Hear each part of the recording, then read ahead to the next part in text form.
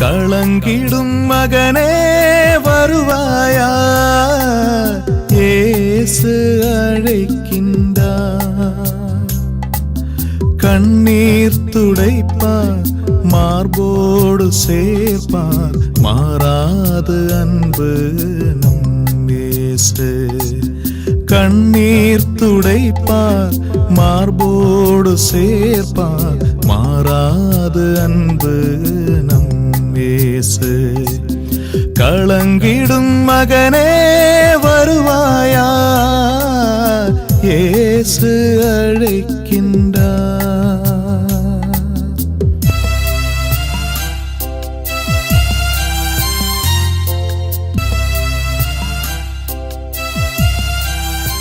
இயேசு கிறிஸ்துக்குள் பிரியமானவர்களே, ஆண்டவராய் இயேசு கிறிஸ்துவின் பரிசுத்தமுள்ள திருப்பெயரிலே நல்வாழ்த்துக்கள். இந்த விடுதலை நேர நிகழ்ச்சியிலே ஆண்டவர் இயேசு கிறிஸ்துவனுடைய பாடுகளை சிந்தித்து கொண்டிருக்கிறோம். சிறப்பாக தவக்காலத்தின் முடிவில் வந்திருக்கிறதுனாலே இயேசு கிறிஸ்து சிலுவையிலே சொன்ன 7 வார்த்தைகளை குறித்து தியானிக்கிறோம். நேற்றைய தினத்திலே 2 வார்த்தைகளை நாம் சிந்தித்தோம். முதலாவது, தந்தையே, இவர்கள் செய்வது என்னதென்று தெரியாமல் செய்கிறார்கள், இவரை மன்னியும் என்று சொன்ன வார்த்தை. நம்முடைய வாழ்விலே தெரியாமல் செய்கிறது எல்லாம் பரிந்து பேசுகிறவர் அவர் ஒருவர் தான். பாவிகளுக்காய் பரிந்து பேசுகிறவர். அவர் கற்றுக் கொடுத்த ஒரு நடைமுறை நாமும் மற்றவர்களை மன்னிக்கப்பட வேண்டும் என்பதுதான். அடுத்தது ஒரு கருத்தை பார்க்கிறோம். கல்வர்கள் நடுவிலே அவர் செய்து கொண்டிருக்கிறார். கல்வர்கள் தான் அவர்கள். அதிலே நல்ல கல்லன் சொல்லப்படுகிறது. ஆண்டவர் இயேசு கிறிஸ்துவை பற்றி அறிந்திருக்கிறவன் தான் நல்ல கல்லன். இவர் ஒரு பாவத்தையும் செய்யவில்லை என்று. ஆண்டவரே, நீர் மாட்சி உரிமையோடு வரும்போது என்னை பார்க்கணும்னு கேட்கிறான். இயேசுவை பற்றி அறிந்திருக்கிறவன். இன்றைய பேர் வீட்டிலே இன்று நீங்களும் நானும் ஒவ்வொருவருமே ஆண்டவர் இயேசு கிறிஸ்துவை பற்றி அறிந்திருக்கிறோம். அவர் பரிசுத்தர் பரிசுத்தர் என்று அறிந்திருக்கிறோம். நமக்காக விண்ணகப்பட்டு மன்னக வந்தார் என்று அறிந்திருக்கிறோம். அந்த நல்ல கல்லன் சொன்ன வார்த்தையிலே கடவுள் சொன்னது போல ஆண்டவரே சொல்வார், இன்றே என்னோடு கூட பயன்பு வீட்டில் இருப்பா என்ற வார்த்தைப்படி நமக்கும் விண்ணக வாழ்வை கொடுத்து வைத்திருக்கிறார். அதுதான் யோவான் 5:24 படுத்தோம். இந்த நாளிலே ஆண்டவர் தருகின்ற வார்த்தை என்ன தெரியுமா? அருமையான ஒரு வார்த்தை. அந்த வார்த்தைகளை நினைக்கிற பொழுதே என்னுடைய உள்ளம் தளர்ச்சிக்குள் ஓடிக்கொண்டிருக்கும். இயேசு சிலுவிலே தொங்கிக் கொண்டிருக்கிறார். அந்த சிலுவை மரத்து அடியிலே அன்னை மரியாள் இருக்கிறார்கள், மரியா இருக்காங்க, அங்கே யோவான் இருக்கிறாங்க. இயேசு சிலுவையில் தொங்கிக் கொண்டிருக்கிற பொழுது இயேசு சொன்ன ஒரு வார்த்தை, இந்த வார்த்தை 3வது வல்லையில் ஒரு வார்த்தை மிக அற்புதமாக இருக்கும். யோவான் நற்செய்தியிலே 19ஆம் அதிகாரத்திலே 26-27 அவர் தன் அருகிலே இருக்கிற அந்த சிலுவை மரத்து அடியில் இருக்கிற தன் தாயையும் அன்பு சீடரையும் பார்த்து சொல்லுகிற வார்த்தையை சற்று சிந்தித்து பார்க்கணும். படித்து பாருங்கள். இயேசு தம் தாயையும் அருகில் நின்ற தம் அன்பு சீடரையும் கண்டு தம் தாயிடம், அம்மா, இவரே உன் மகன் என்றார். பின்னர் தம் சீடரிடம், இவரே உன் தாய் என்றார். அந்நேரம் முதல் அச்சீடர் அவரை தம் வீட்டில் ஏற்று ஆதரவு அளித்து வந்தார். பாருங்கள், ஏற்று சிலுவிலே தொங்கிற இயேசு அந்த தாயை நாம் சொல்லுகிறார், இவரே உன் அன்பார்ந்த மகன், இவரே அம்மா, இவரே உன் மகன் சொன்னாங்க. இந்த ஒரு நிலையை நான் ஒரு 20-25 ஆண்டுகளுக்கு முன்பாக ஏற்காட்டிலே அந்த சிலுவை பாதையை நடத்தி கொண்டிருக்க பொழுது நான் கண்ட ஒரு காட்சி என்ன தெரியுங்களா? இயேசு மரித்தார், மடியில் இயேசு தான் இருக்கிறத அடுத்த ஒரு கட்டம் இருக்கும். ஆனால் நான் பார்த்தது அங்கு இருக்கிற நிலை பார்க்கும் பொழுது கோடிக்கணக்கான மக்கள் அன்னை மரியாளின் மடியில் இருக்கிறதா நான் பார்த்தேன். ஆத்மீக வாழ்வில் இறந்து போன மக்களை பார்த்தேன். கண்ணீர் விட்டு கதறி அழுதேன். ஆம், ஆண்டவர் இயேசு அந்த அன்னை மரியாவிடம் ஒப்படைத்திருக்கிறார். நம் ஒவ்வொருவரையும் ஒப்படைத்திருக்கிறாங்க. அந்த சீடர்களிடம் என்ன சொல்லுகிறார் பாருங்கள். முதல்ல தாயிடம் ஒப்படைத்தாங்க, அடுத்தது சீடம் ஒப்படைக்கிறாங்க. என்ன சொல்றாங்க? இவரே உன் தாயின்னு அந்த அன்பு சீடரிடம் ஒப்படைக்கிறாங்க. நேரம் முதல் அந்த சீடன் அந்த அன்னையை தன் இல்லத்திலே ஏற்றுக்கொண்டார், இதயம் என்கிற இல்லத்திலே ஏற்றுக்கொண்டார். அன்பானவர்களே, நாம் சிந்திக்கணும். இதை நான் நினைக்கிற பொழுது வானதூதர் ஆண்டவராய் இயேசு கிறிஸ்து அன்னை மரி வயிற்றிலே தோன்றுகிற பொழுது அந்த ஆண்டவராய் வானதூதர் சொல்கிற ஒரு வார்த்தையை இங்கே நான் பார்க்கிறோம், சிந்திக்க நினைக்கிறேன். லூக்கா நற்செய்தியிலே 1:35 அந்த வானதூதர் அன்னை மரியாளிடம் சொல்லுகிற வார்த்தையை நீ பார்க்கணும். அது சொல்லுவாங்க, வானதூதர் அவரிடம், தூய ஆவி உம்மீது வரும், உன்னத கடவுளின் வல்லமை உம்மேல் நிழலிடும், ஆதலால் உம்மிடம் பிறக்கப் போகும் குழந்தை தூயது, அக்குழந்தை இறைமகன் எனப்படும். வானது சொல்றாங்க, இறைமகன் எனப்படும், கடவுளுடைய மகன் எனப்படும். இதோ நான் அடிமைன்னு அந்த தாய் ஒப்பு கொடுத்தாங்க. ஆண்டவர் இயேசு கிறிஸ்துவை ஏற்றுக்கிட்டாங்க. தருதனாங்க. இன்று நான் பார்க்கிற பொழுது அந்த தாய்க்கு மதிப்பு கொடுக்க நிறைய பேர் உண்டு. இல்லை, கொண்டு வரணும். அந்த மகனை பெற்றெடுத்தார்கள். அந்த வயிற்றில் அந்த இயேசு மரியாவுடைய வயிற்றில் இருக்கிற பொழுதே எலிசபெத் அம்மாவை சந்திக்க போகிறாங்க. சந்திக்க போகும்போது பரிசுத்தாவில் நிறைந்திருந்த அந்த எலிசபெத்து சொல்லுகிறாங்க, இது ஆண்டவரின் தாயின்னு சொன்னாங்க. ஆண்டவரின் தாய் என்னிடம் வர பேறு பெற்றவள் என்று எலிசபெத் அம்மா சொன்னதை நாம் பார்க்கிறோம். அந்த 1:43. என் அன்பானவர்களே, அந்த தாயை தான் ஆண்டவர் நமக்கு கொடுத்திருக்கிறார். ஆண்டுடைய தாயை நமக்கு கொடுத்திருக்கிறார். அந்த தாயை நமக்கு மதிப்பு கொடுக்கணும். அந்த தாய்க்கு மதிப்பு கொடுத்து கடந்து வருகிற பொழுது தான் ஆசீர்வாதம். விடுதலை பயணம் 20ஆம் அதிகாரத்திலே 12வது வசனத்தை நாம் பார்க்கிற பொழுது, விடுதலை பயணம் 20ஆம் அதிகாரத்திலே 12ஆம் வசனம் வாசிக்கிற பொழுது அதில் சொல்லப்பட்டிருக்கிற வார்த்தை உண்டு. பிரியமானவர்களே, உன் கடவுளாகிய ஆண்டவர் உனக்கு அளிக்கும் நாட்டில் உன் வாழ்நாள்கள் நீடிக்கும்படி உன் தந்தையையும் உன் தாயையும் மதித்து நட. உன் தந்தையும் தாயையும் மதித்து நட என்று. உன் தந்தையும் தாயையும் மதித்து நடன். இயேசு ஆண்டவர் நமக்கு தாயாய் கொடுத்திருக்கிறாங்க. அந்த தாயை நாம் மதித்து நடம். என்னங்கு உன் கடவுளாகிய ஆண்டவர் உனக்களிக்கும் நாட்டிலே நீடி நாட்கள், விண்ணக வாழ்க்கையிலே நீடி நாட்கள் வாழும் பொருட்டு உன் தாயையும் தந்தையை மதித்து நட. கருத்துக்களை பார்க்கணும். அம்மாவிடம் மக்களை ஒப்படைத்தாங்க. இங்கே மக்களிடம் அம்மாவை ஒப்படைக்கிறாங்க. 2 கருத்துக்களும் வித்தியாசமானது. அன்பானவர்களே, இந்த நெறியை நான் சொல்லுகிறேன் என்றால் உண்மையாகவே கடவுளுக்குள் நாம் கடந்து செயல்பட்டு கிடக்கணும். அந்த சிலுவிலே தொங்கிற இயேசுவை நோக்கி பாருங்கள். அவர் சொன்ன வார்த்தையை சிந்தித்து பாருங்கள்.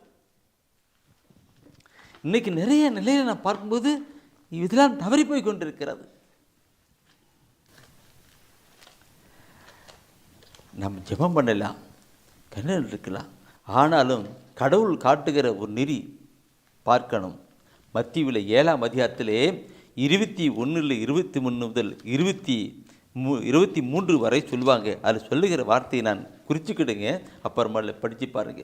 அது சொன்ன, என்னை நோக்கி ஆண்டவரே ஆண்டவரே என சொல்லுகிறவர் ஒருவரும் விண்ணரசுக்குள் செல்ல மாட்டார்கள். என்னை நோக்கி ஆண்டவரே ஆண்டவரே என்று சொல்லுகிற ஒரு குரும் சொல்லிட்டு அங்கே அவர் சொல்லிட்டு கொண்டு மாறாக நடக்கிறவங்கள நெருக்கேடாய் நடக்கிறவர்கள் அந்த தயவுசெய்து நான் அந்த வசனத்தை படித்தா இன்னும் நல்லா இருக்கணும். ஏன்னா தெரியுமா, இந்த நாட்களில் நடக்கின்ற நிகழ்வுகளாக இருக்கிறது. அந்த வசனத்தை தயவுசெய்து நம்ம எடுக்கலாம், படிக்கலாம். மத்தேயுவில் 7ஆம் அதிகாரத்தில் 21, 22, 23 வசனம் பார்க்கிற பொழுது அவர் சொல்கிற பார்க்கணும். இன்னைக்கு நாட்கள் அப்படி தான் இருக்குது. அன்னை மரியாவுக்கு மதிப்பு நிலையாக இருக்க சிலுவையில் தொங்கிற இயேசு கொடுத்துட்டு போனாங்க. சிலுவையில் தொங்கிற இயேசு கொடுத்துட்டு போன அந்த அன்னை தாய் மரியை ஆண்டவர் கடவுளுடைய தாயை எந்த நிலை கொண்டு வராங்க பார்க்கணும். என்னை நோக்கி ஆண்டவரே ஆண்டவரே என சொல்பவரெல்லாம் விண்ணரசுக்குள் செல்வதில்லை, மாறாக விண்ணுலகில் உள்ள என் தந்தையின் திருவுளத்தின்படி செயல்படுவதே செல்வர். அந்நாளில் பலர் என்னை நோக்கி ஆண்டவரே ஆண்டவரே உன் பெயரால் நாங்கள் இறைவாக்கு உரைக்கவில்லையா, உன் பெயரால் பேய்களை ஓட்டவில்லையா, உன் பெயரால் வல்ல செயல்கள் பல செய்யவில்லையா என்பர். அதற்கு நான் அவர்களிடம், உங்களை எனக்கு தெரியவே தெரியாது, நெறிகேடாக செயல்படுவோரே என்னை விட்டு அகன்று போங்கள் என வெளிப்படையாக அறிவிப்பேன். என் அன்பான சகோதரமே, நான் கரம் கும்பிட்டு உங்களிடம் கேட்டுக்கொள்கிற வார்த்தையை சற்று சிந்தித்தீங்கள். அன்னை மரியாவுக்கு நாம் மதிப்பு கொடுக்கணும். அப்பொழுது தான் விண்ணக வாழ்வு. அதற்காகத்தான் அந்த விண்ணக வாழ்வு போவதற்காகத்தான் ஆண்டவர் இயேசு அவருடைய தாயை நமக்கு தாயாக கொடுத்திருக்கிறாங்க. கருத்துக்களாம், இதோ அம்மா இவரே உன் மகன், இவரே உன் தாய் என்று அங்கே வந்த நிலையை நாம் சிந்திக்கணும், நாம் வாழ்வாக்கி கொள்ளணும். அடுத்த வார்த்தை பார்க்கிற பொழுது இயேசு சிலுவிலே தொங்கிக் கொண்டிருக்கிறார். 3 ஆணிகளால் அடிக்கப்பட்டு அவர் சிலுவிலே தொங்கிக் கொண்டிருக்கிறார். எவ்வளவு நேரம் அந்த நிலை அப்படியே இருக்கும்போது, என் அன்பானவர்களே, ஆண்டவர் சிலுவிலே தொங்கிக் கொண்டு சொல்லுகிற ஒரு வார்த்தையை பாருங்கள். மத்தேயுவில் 27ஆம் அதிகாரத்தில் 45வது வசனம் சொல்லுகிற ஒரு வார்த்தை உண்டு. மத்தேயுவில் 27ஆம் அதிகாரத்தில் 45வது வசனத்தில் இயேசு ஆண்டவர் சொல்றாரு. என்ன சொல்றாருன்னா, 3 மணி அளவில் இயேசு ஏலி ஏலி லெமா சபத்தானி, அதாவது என் இறைவா என் இறைவா ஏன் என்னை கைவிட்டீர், என் இறைவா என் இறைவா ஏன் என்னை கைவிட்டீர்னு சொல்றார். என் அன்பான சகோதரமே, இயேசு ஆண்டவர் எப்போ சொன்னாலும் அவர் சொல்லுகிறதெல்லாம் சொல்லுவார்னாக்க, இயேசு ஆண்டவர் எப்போ சொன்னாலும் அவர் சொல்லுவது என்ன சொல்லுவார்னாக்க, தந்தையே தந்தையே தந்தையேன்னு தான் சொல்லிட்டு இருப்பார். கெத்தமனை தோட்டம் வரும்போது எல்லாம் தந்தையை சொன்னார். ஆனால் சிலுவையில் தொங்கிற பொழுது ஏலி ஏலி லேமா சபக்தானி சொல்கிறார். என் இறைவா என் இறைவா ஏன் என்னை கைவிட்டீர், ஏன் என்னை கைவிட்டீர் சொல்லுகிறார். ஏன் ஏன் ஏன் என்னை கைவிட்டீர்னு சொல்லுகிறார். இறைவா சொல்கிறார். தந்தையே என்று சொன்ன அவர் இறைவா என்று சொல்லுகிற வார்த்தை இங்கு தான் இருக்கிறது. நாம் அடிக்கடி நான் பார்ப்போம் தான், நான் சொல்லியிருக்கிறேன். நம்முடைய பாவங்களும் அக்கிரமங்களும் ஆண்டவருக்கும் நமக்கும் இடையே தடுப்பு சுவராக இருந்து நம்ம கொண்டு வந்து, ஏசாயா புத்தகத்தில் 59ஆம் அதிகாரத்திலே பார்க்கிற பொழுது அதில் சொல்லப்பட்டிருக்கும், உங்கள் பாவங்களும் உங்களுடைய அக்கிரமங்களும் உங்கள் தீட்சைகளுமே ஆண்டவருக்கும் உங்களுக்கும் இடையே பிளவு ஒன்று உண்டை பண்ணுது. அவர் உங்களை ஆசீர்வதிக்க முடியாதபடியும் உங்கள் ஜெபத்தை கேட்க முடியாத தடையாக இருக்கிறதுன்னு ஏசாயா 51. அப்போ உலகத்திலுடைய எல்லாருடைய பாவத்தையும் அவர் சுமந்து போயிருப்பார் என்றால் ஆண்டவருக்கும் நமக்கும் தடுப்பாக இருக்கும் போது சிலுவையில் தொங்குகிற இயேசுக்கு அவருடைய முகம் தெரியவில்லை. தந்தையாம் கடவுளுடைய திருமுகம் தெரியவில்லை. தந்தையின் திருமுகம் தெரியாதனால்தான், மறைந்து போனதனால்தான் ஏன் என்னை கைவிட்டீர் என்று சொல்லுகிறார். ஓ மை காட், பார்க்கணும். ஒவ்வொரு நாளும் அவருடைய திருமுகத்தை பார்த்து கொண்டிருந்த இயேசு இந்த பாவத்தையெல்லாம் சுமந்து போகிற பொழுது அந்த பாவம் லாக்அப் ஆகிடுச்சு. ஆணுடைய முகத்தை பார்க்கொள்ள இணைவித்தான் ஏன் என்னை கைவிட்டேன்னு சொல்லுகிறார். அன்பானவர்களே, இதை கொண்டு வருகிற பொழுது நாம் இந்த வசன வார்த்தையை நாம் பார்க்கணும். 2 கொரிந்தியரிலே 5ஆம் அதிகாரத்திலே 21வது வசனம் ஒரு கருத்து சொல்லியிருக்கும். 2 கொரிந்தியரிலே 5ஆம் அதிகாரத்திலே 21வது வசனம் ஒரு கருத்து சொல்லியிருக்கும். நாம் கிறிஸ்து வழியாக தமக்கு ஏற்புடையவர் ஆகுமாறு கடவுள் பாவம் அறியாத அவரை பாவநிலை ஏற்க செய்தார். பாவநிலை ஏற்க செய்தார். இந்த பாவம் அறியாத அவர், தூய உள்ளத்தோர் பேர் பெற்றவர்கள் கடவுளை காண்பார்கள் சொல்லி படிப்போம் அல்லவா? அப்போ பரிசுத்தமான ஆண்டவர் தந்தை நோக்கி எப்பவும் ஜெபம் பண்ணிருக்கிறார். தந்தை நோக்கி. ஆனால் எல்லாருடைய பாவத்தை ஏற்றுனால அங்கே என்ன பண்ணுது? மேலே தடை பண்ண முடியுது. அதுதான் கருத்து சொல்லப்பட்டிருக்கிறது. இந்த நம்ம என்ன படித்தோம் அல்லவா? ஏசாயா மத்தேயுவில் 27ஆம் அதிகாரத்தில் 46 முதல், அது குறிச்சிச்சுக்கிட்டு 46 முதல் 49 வசனம் நீ மீண்டும் வீட்டில் போய்ட்டு கொஞ்சம் அமைதியாக படித்து பாருங்கள். அந்த எங்கே இன்னும் கருத்து சொல்லி கொடுக்கிறார் இருக்கும். எனவே நம்முடைய வாழ்க்கையில் நம்ம பார்க்கிற பொழுது இயேசு சிலுவிலே அங்கே பாவத்தை ஏற்றணும். பாவத்தை மாத்திரமல்ல, நாம் பார்க்கிறோம் எல்லாருடைய பாவத்தை ஏற்றுக்கிறனா பாவத்துக்கு தண்டனை உண்டு. அது சாபத்தின் நிலையாக இருக்கும். அதில் கலாத்தியரில் 3ஆம் அதிகாரத்தில் 13ஆவது வசனம் சொல்லப்பட்டிருக்கும். கலாத்தியர் 3:13 சொல்லப்பட்டிருக்கிற போது அது சொல்லப்படுவார், மரத்தில் தொங்கவிடப்பட்டோர் சபிக்கப்பட்டோர் என்று எழுதியுள்ளவாறு நமக்காக கிறிஸ்து சாபமாகி சாபத்துக்கு உள்ளாகி நம்மை சட்டத்தின் சாபத்தின் என்று மீட்டு கொண்டார். அன்பானவர்களே, எல்லாருடைய பாவத்தையும் ஏற்றுக்கொண்டார். ஆணுடைய திருமுகம் மறைக்கப்பட்டது. அது மாத்திரமல்ல, அந்த பாவத்துக்குரிய தண்டனையாக இருக்கிற சாபத்தையும் அவர் ஏற்றுக்கொண்டார். ஏற்றுக்கொண்டதுனால்தான் அங்கே சிறுவிலே இருக்கார். ஆண்டவருக்கும் கடவுளுக்கும் ஆண்டவருக்கும் இங்கிக்கும் ஒரு பிழை ஒன்று. நாம் பார்க்கிறோம். அப்படியே அவர் விட்டு விட்டாரா? இல்லவே இல்லை. நாம் பைபிளை படிக்கிற பொழுது ஏசாயா புத்தகத்திலே 54ஆம் அதிகாரத்திலே 8வது வசனம் குறிச்சுக்கிடுங்க. அதில் 54 8வது வசனம் சொல்லப்பட்டிருக்கும், நொடிபொழுதே நான் உன்னை கைவிட்டேன், ஆனாலும் பேர் அன்பினால் உன்னை ஈர்த்து கொண்டேன்னு சொல்லப்பட்டிருக்கும். தந்தையை, இயேசு ஆண்டவர் தந்தையை கொஞ்ச நேரம் தான் பார்க்கல, அடுத்ததே அவர் பார்த்துட்டார், கடந்து போனார். இந்த அருமையான வேளையிலே கூட அன்பானவர்களே, இந்த இயேசு கிறிஸ்து கல்வாரி சிலுவையிலே தொங்கிக் கொண்டிருக்கிற பொழுது அவர் சொன்ன ஒவ்வொரு வார்த்தைகளையும் நம்முடைய உள்ளத்திலே ஆழத்திலே வைப்போம், அதை வாழ்வாக்கிக் கொள்வோம். அந்த இன்று நாம் பார்க்கிற பொழுது அன்னை மரியாவை நம்முடைய உள்ளத்திலே ஏற்றுக்கொள்ளப்படும், அவர்களுக்கு மதிப்பு கொடுக்கப்பட வேண்டும். அந்த அன்னை நமக்காக பரிந்து பேசுகிறவராக கொண்டிருக்கிறார்கள். அடுத்து நாம் பார்க்கிற பொழுது நம்முடைய பாவத்தெல்லாம் அவர் ஏற்றுக்கொண்டு விட்டாலே நம்முடைய பாவத்திலிருந்து அந்த தடையெல்லாம் நீக்கி போடுகிறார். ஏலி ஏலி லேமா சபக்தானி என்று சொல்லி செய்கின்றார். அவர் நம்மை கைவிடவில்லை. அவர் தந்தையாம் கடவுளுடன் நான் கைவிடவில்லாத செயல்பட்டு கொண்டிருக்கிறார். நாம் இந்த வேளையிலே நம்மை நாம் ஒப்புக் கொடுக்கலாம், நாம் ஜெபிக்கலாம். சிலுவையில் தொங்கும் இயேசுவை பார், திரு ரத்தம் சிந்தும் தேவனை பார். சிலுவையில் தொங்கும்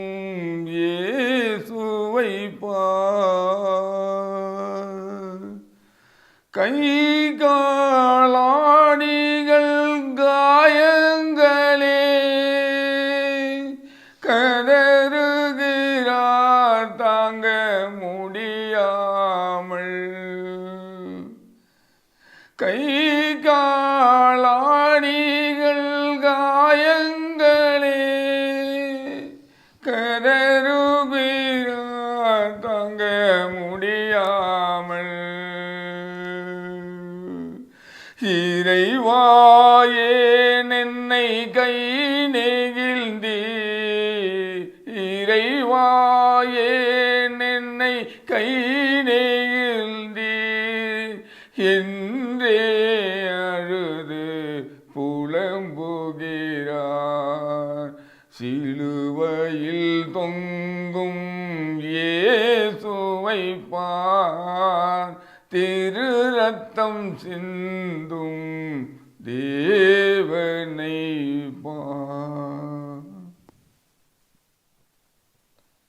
எங்களுக்காக சிலுவையில் தம் இரு கரங்களை விரித்து கொடுத்து எங்களுக்காக பலியான இயேசு கிறிஸ்து ஆண்டவரே, உம்மை நன்றியோடு உம்மை போற்றுகிறோம், உம்மை துதிக்கிறோம் ஆண்டவரே.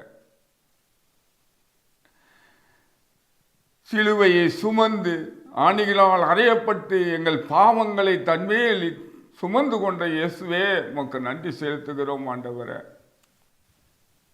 எங்களுக்கு மீட்பை கொடுத்ததுக்காக உமக்கு நன்றி செலுத்துகிறோம். எங்கள் ஒவ்வொருவரையும் ஆசீர்வதிக்க தன்னையே பலியாக ஒப்பு கொடுத்த ஆண்டவரே, உம்மை துதிக்கிறோம் ஆண்டவரே. இதோ இந்த நாளிலே இந்த அருமையான இறை செய்தியை வெளியிட பண உதவி செய்த குடும்பத்தை நீர் ஆசீர்வதியும் ஆண்டவரே. சென்னையை சேர்ந்த மேரி தெரசா தன் குடும்பத்துக்கு செய்த நன்றியாக இந்த பண உதவி செய்திருக்கிறார்கள். இந்த செய்தியை வெளியிட உதவி இருக்கிறார்கள் ஆண்டவரே. அவர்களை இன்னும் அதிகமாய் ஆசீர்வதியும்.